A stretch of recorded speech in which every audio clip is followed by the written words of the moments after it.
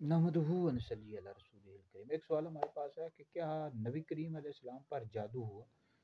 نبی پاک علیہ السلام پر جادو ہوا، اس حوالے سے بخاری شریف میں حدیث موجود ہے، اس طرح مسند احمد بن حنبل میں موجود ہے، اس طرح قرآن مجید کی جو آخری دو صورتیں قل اعوذ برب الفلق قل اعوذ برب الناس، اس کے تحت مفسرین نے لکھا ہے، آپ تفصیل کے ساتھ مطالعہ کر سکتے ہیں کہ ان صورتوں کے تحت لکھا ہوا ہے یہ واقعہ۔ تو نبی کریم علیہ السلام پر جادو، اور یہودی تھا مدینہ میں، اس کا نام تھا لبید بن عاصم، اس نے کروایا تھا، کیا تھا۔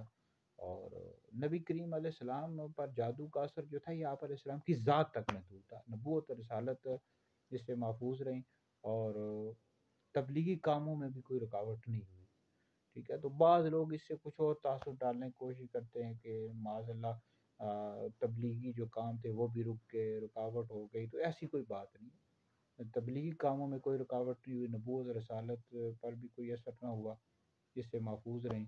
تو البتہ وہ جو جادو تھا آپ علیہ السلام کی ذات تک محدود تھا۔